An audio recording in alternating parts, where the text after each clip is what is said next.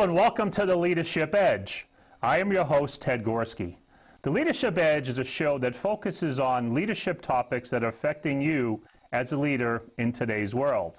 I'm your host, Ted Gorski.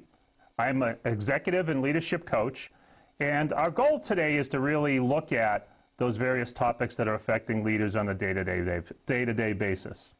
And today, we're going to talk a little bit about communication. But before I get into that, just want to let you know, we had a little change today. Producer Bill has been demoted. Yes, he's been demoted. As a leader, I made that decision. And today, producer Colleen has been promoted to head producer of the Leadership Edge. So, Colleen, you got big shoulders to fill today. I'm expecting a lot from you. I want you to step up today. So Donald Trump has nothing over us today. So Producer Bill, today, you're fired. You heard it. You're fired. But anyways, on a real note, let's talk about today's show. On previous shows, we talked a little bit about communication, and we talked a little bit about the importance of leadership communication. So several people caught me on the street and says, hey, first of all, I love your show. I said, thanks, Mom and Dad. I really appreciate your feedback. But we were looking at, some people said, listen, you talked a little bit about communications, but can you talk a little bit more about these various styles that you talked about earlier on the various shows? And that's what we're going to do today. We're going to talk about the old-fashioned communication and kind of how it works, kind of why it goes wrong, and we're going to talk about 4 styles and what you can do as a leader to deal with each of those styles. Because toward the end of today's show, I'm going to leave you with an action plan to kind of work with and figure out how to deal with these various styles. So let's start off the show with one of my favorite quotes. It's a quote from the late Stephen Covey. And he is the person who produced this book, The 7 Habits of Highly Effective People. And the quote is, we see the world not as it is, but as we are. I want you to think about that for a minute. Whenever I'm dealing in a coaching situation with leaders, it's amazing what tends to happen is that leaders start telling me what's happening from their perspective. They talk about what they see and what they did, and more importantly, why the other people aren't doing what they're supposed to be doing. It isn't until we get into the coaching relationships that I start talking about, okay, let's step out of your particular perspective for a moment, and let's talk about the other person's perspective. And it's amazing what ends up happening as we kind of go down that road. In any communication situation, the key thing you need to realize is you're seeing it through your lens. And we're not saying your lens is wrong, but it also does not mean that the other person's is wrong either. The true goal of communication is to really understand what the other person sees as well. So it's important for you as the leader to keep that in mind when you're dealing with these various situations. So, what is ineffective communication? You're talking to someone. How do you know? How do you know that your communication is ineffective? How do you know it's not getting through? And this is a common question I ask in any of my workshops to get people to really start to become aware of what's happening and why it's happening. For the most part, what you're going to see is blank stares. Some people maybe have this kind of look on their face like they've gone 6 rounds with a prize fighter, or they have that glazy kind of look. Others will just kind of yes you to death and kind of walk away. The whole concept of that is to really understand that what's happening is probably 2 different communication styles at work. Yours is probably different than the other person. And what's happening is because they can't process it or know where you're going with it, what's happening is the communication is doing this. It's not getting through. So the goal is to realize that it's not getting through. But from today's show, if anything you walk away with, I want you to realize in your next communication situation, if that happens to you, I want you to realize most likely the person that's across from you has a different style, and they're processing the information and it's not getting through. So it's about awareness of why that's particular happening. So how could I help you? How much time and energy could you save if you can anticipate the way to present information to create a win-win? If you can know what the other person may be thinking, if you can understand what they may be thinking in terms of their perspective, how could that make your life easier? That's a big key here. How about if we made it stress-free so you can deal with people from different worlds? Now, I'm not talking about Mars and Venus. What I'm talking about is how people see their world, how they see their perception. So the key thing is what happens if you can be stress-free, because I'm going to tell you, there is probably one style right now that absolutely drives you absolutely crazy. We all have those. But the whole goal is to be able to understand how to work with those people, because that's going to be the person that's going to be the most difficult for you. But more importantly, how to read people better. The whole concept here is to become more aware, because what we're going to talk about today about these communication styles is all about behaviors. If you can be more cognizant of the various styles and their behaviors, you're going to really be more effective in what you need to do to connect and communicate with them. And that's what we're going to be talking about today, is really getting you to a point of building rapport. Here's what's the whole concept of rapport. Now, I want you to step back for a second, and I want you to think about going out to dinner with your best friend. Let's say you haven't seen your friend in about a month, 2 months, and you're going out to dinner. What's happening in that kind of dynamic is you have built a rapport with your best friend. There's a certain flow and rhythm to the conversation. You know when your friend is ending, they know when you're ending, and you can kind of have a free flow of communication. But what's happening by the true definition is that you're saying something and they're bringing something back, and it's a constant repetition of that. That's the whole concept of rapport, because in rapport we have kind of a mutual understanding and kind of a trustful situation.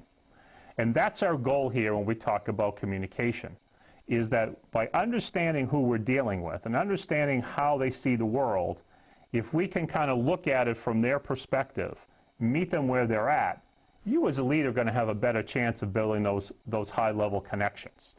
So it's incumbent of you to really understand not only how you see the world, but how these other styles see the world. And if you can kind of grasp how they're seeing it in various situations, you're going to be a more effective leader. So let's talk about this whole concept of communication and communication process. The whole concept here is I, as the speaker, if I am coming into your world, I am sending you a message. Now, part of the message that I put together is what's called encoding. And when I encode something, what I'm doing is putting it in a style that's comfortable to me. You, on the other hand, being on the bottom as the listener, are decoding it. So what you're doing is taking my message and you're uncoupling it according to the way you see the world. Now, if you and I see the world the same, or in other words, if you and I have the same style, what ends up happening is our flow of communication works seamlessly. You understand what I'm saying, you understand what I'm asking, and you're most likely going to deliver what I'm looking for. But what happens if we're both different?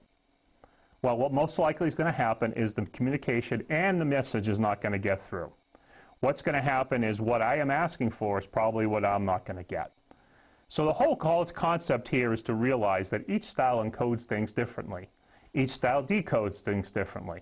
And it's important for us to be able to understand what style the other person is so that we can encode the message in the way that they're going to take it and accept it. But more importantly, understand what we're trying to say. Now, there are several ways that we encode a message. And this is where I want you to really become more aware. First way is through body language. It's my posture. It's how I'm standing, how I'm sitting. It's the use of my hands, whether I use it or not. And some styles use their hands quite a bit and others don't. Facial expressions. Do I have a kind of a happy face expression? Do I have any facial expressions, or am I more stoic? The other part is the tone. My tone of voice, the pace, how fast I'm going. The inflection, do I have any pitch in my voice? And the volume, am I loud or am I soft? And lastly, the words that these particular styles use. The words, each style has different words that really resonate with them. So you can see, going back to this flow, that how I encode it is in those three different ways. In your style, kind of decodes it in those same three ways. Here's the big takeaway of this whole process, that as we look at this, each style, and we're talking 4 major styles here, have different types of body language, have different types of tone they use, and use different words. So you as a leader, if you can be perceptive and really watch and listen for behavior, you can figure out someone's style relatively quickly. And once you know that, then you can kind of be able to communicate in a way that they're going to accept the message. So that's the key important thing of this process, is understanding that. So let's now start talking about these styles. We've done enough of the things talking about the flow. Let's talk about these styles. There are 4 major styles, and there are different ways that they're labeled. But basically how we label them here is the D, I, S, and C. So D stands for dominance, which means it's how they deal with problems and challenges. The influencer is someone who likes people and contacts. The steadiness is someone who is about pace and consistency, and lastly, the C is about, or compliance is about procedures and constraints. So from this point forward, in the rest of the show, when I say D, I, S, and C, it's shorthand for these words. The whole concept here is to realize that each of these styles, again, use different body language, have different tone, and use different words. So you as a leader, is important to understand where you fall. So let's dig a little deeper here. The D style of the dominance, there are the 2-dimension breakdown that's very important to understand with these various styles. The dominant style is more, when they talk about being more powerful than the environment, the way they see it is they have the ability to change the environment. They see the environment and say, I have the power to be able to make change. The second dimension is environment, as in favorable. Now, when we talk about favorable and unfavorable, what it means is, unfavorable means I can see the positive and negatives. I see the warts all over. If I am more favorable, I just see the positive. So you can see from this slide here, the dominance does see themselves as more powerful, and they see the warts of the environment. The I of the influencer, again, sees themselves as more powerful. They have the power to change the environment, but they only see the positives. So they see sunshines and rainbows. So that's a big different perspective between these styles. If we jump over to the last 2, the steadiness sees themselves as less powerful, meaning they see the environment and they don't feel that they can change it. They say it is what it is and I have to deal with it. They then see the environment as favorable as well. So they just see the positive nature on things. And lastly, the compliance does see themselves as less powerful. Again, they don't have the power to change the environment, but this style does also see the warts of the environment. So you can see how this breakdown on these various styles in these 2 dimensions, they can definitely see the world as different. So the whole concept here is to decide where you fall. Which one are you? But we're going to dig a little deeper here on these various styles and really look at how they break out. So how this works, if you see this on the slide here, you see from the top half is a fast pace. So when I say something is fast, it's their pace and how they deal with things, how they walk, how they talk, and how they make decisions. Slowness is they need more time to think things through. You're not going to get a quick answer. So from a fast and a slow perspective. But we also have what's called task versus people. So if someone is more task focused, when you come to their office, they'll say, yes, what do you want? And if they're more people focused, they'll ask you how your day is and how you're doing. So to break it down even further, we got some people who are fast and task oriented. We have others who are fast in people. Thirdly, we have people who are more slower paced. And lastly, we have people who are more task focused and much slower paced. So this is how the model breaks it down. So you can see that a fast-paced and a task-oriented person is a dominant or a D person. Someone who is more fast in people is what we call the I, or the influencing, and so on and so forth. So it's a great way to kind of break down the various styles that people are dealing with. So let's break them down a little bit even farther. Let's really briefly talk about each of these styles. The D style, the dominance, these are some general characteristics. I want you to think of this person as a very competitive, fast-paced, results-oriented person. They are a problem solver and a self-starter. This person goes at 100 miles an hour. This person is a bottom-line person. So when you're working with this type of person, they're really looking at the end result. what is going to happen by us doing a certain action. For them, it's all about being very competitive. It's about winning, and it's about cutting corners as much as possible. Now, this style under stress can be quite demanding. So when they start getting stressed, you could see them barking orders because it's all about control for them. The emotion of this particular style is anger. They can get angry very, very quickly. And more importantly, when they're getting stressed but not reaching their goal. So here are some general characteristics. You'll hear their tone of voice being strong, confident, very fast-paced, moving quickly. Their volume is loud and very forceful. Body language, direct eye contact. When they're talking, they may point their finger. And they're a type of person that will lean towards you. So if they're sitting in a conference room, they tend to be very straight up, very organized place, and they look at you directly in the eye. Words that work, win, challenge. Words that won't work, in my opinion, or if you frequently interrupt this style. So this gives you a sense of their particular general characteristics. So let's move on to the next one, the influencer. This is our positive person. This is a person that could sell ice to the Eskimos. Enthusiastic, inspiring, positive person.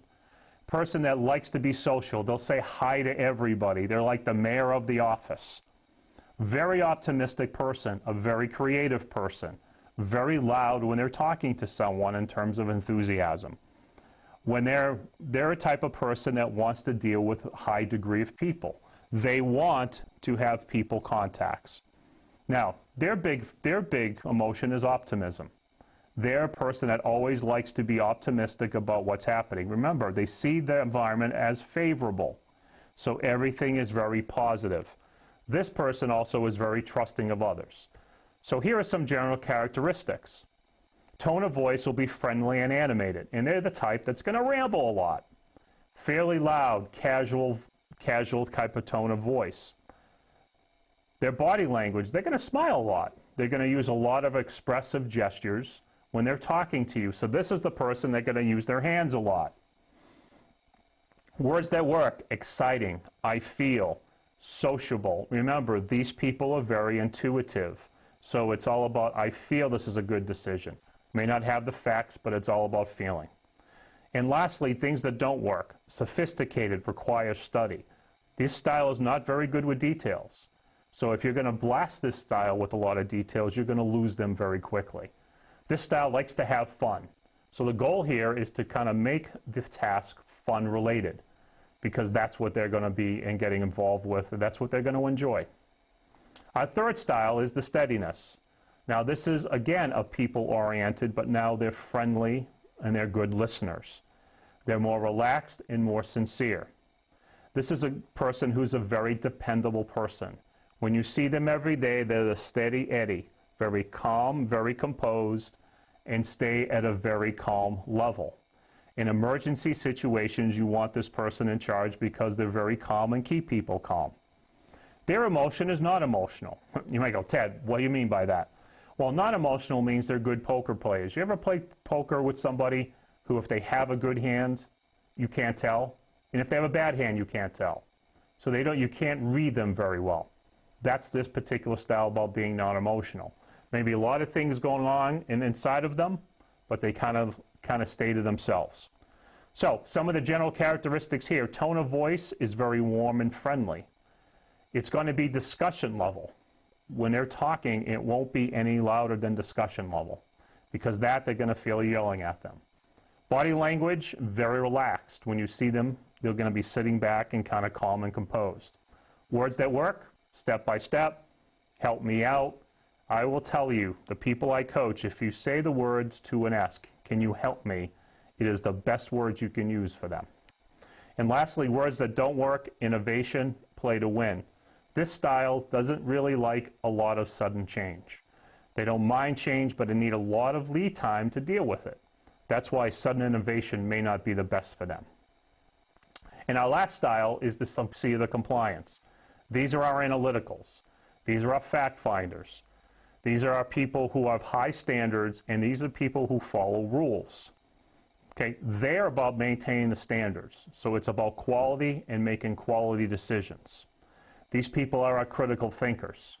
So you can see they're very detail-oriented and very meticulous in terms of their approach.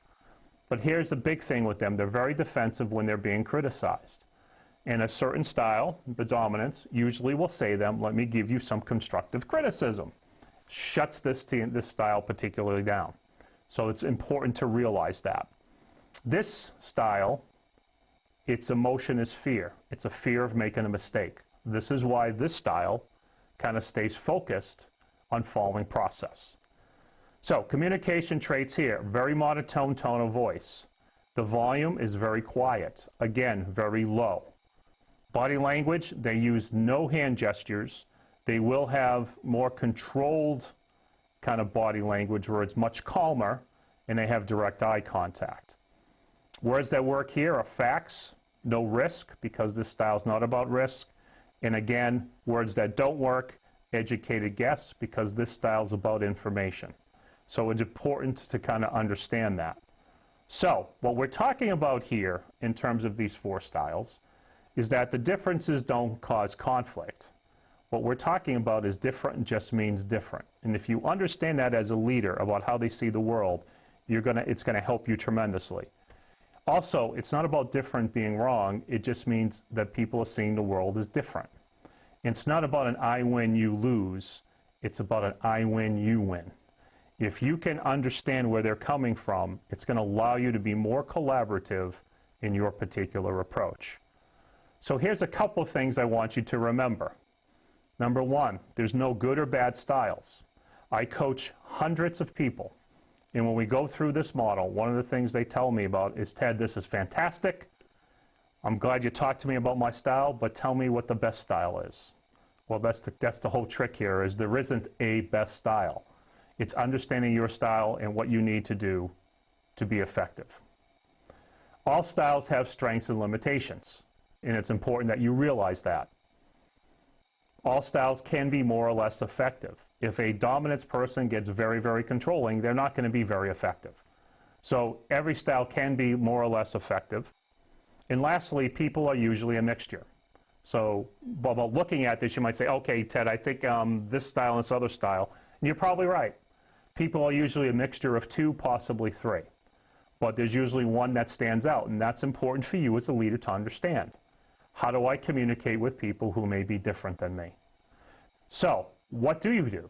Well, there's this concept called adapting, meaning if you understand from talking to me that I am different, then the one thing you'll need to do is adjust your approach.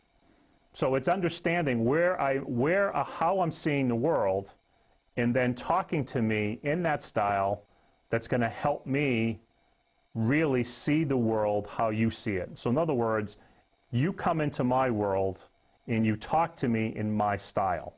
And if you talk to me in how I see the world, your ability to influence me goes up tremendously.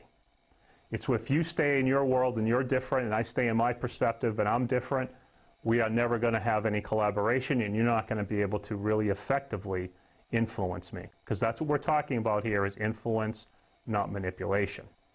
So the job here is for you to really understand as a leader, what style am I dealing with across the table, and what do I need to do to influence that style? So what we're talking about here is really developing a structure and a process to be able to move within those styles. And I've built a little acronym called plug-in. And basically what we're talking about here is a process for you to really understand how to deal with different people. So the P stands for personal awareness, meaning what style are you? Where do you start from? How do you see the world? The L stands for listen. When you are in a conversation with someone, listen to the cues that we've talked about in the show already. Listen to how they're saying things. Watch their body language. And then try to figure out what style they may be. U stands for understand. So as you're in the conversation, you say to yourself, ha-ha, I'm understanding that Ted's seeing the world from this perspective. It's different than my style. I need to go to that particular style. And that's what the G means. It means go, which means you move to that style and you kind of talk to me in my style so I can understand where you're coming from. The I means to interact, which means now you interact with me in that style. And lastly, the N means you notice, how am I reacting to you? Do you find that you can influence me and I'm starting to see things kind of similar to you? That's the acronym that we want you to be doing as you're kind of building your conversation. So here's what I am challenging you as my final kind of thing on today's show in regards to action plan. I want you to kind of figure out what style you are from what we talked about today and really start looking at people around you. What style are those people that you deal with on a day-to-day basis? Do they see the world as you, or do they see it a whole lot different? And what I want you to do is be able to look at what you need to do to communicate with someone a little bit different than you. How do you what you need to do to influence them effectively? If you can master this as a leader, your ability to influence and motivate others will go up exponentially. So will your ability to be promoted, because you'll start to see that people will collaborate with you and work with you more effective. And after all, that's what effective leadership is all about. So I challenge you for this week's show to be able to look at this and see for yourself how you see your world. So again, my name is Ted Gorski. I am president and leadership coach from Get Your Edge. If there's anything we can do to help you with your leadership goals, please call us or go to our website at www.getYourEdge.com. Thanks for watching tonight's show, and we'll see you next time on the Leadership Edge.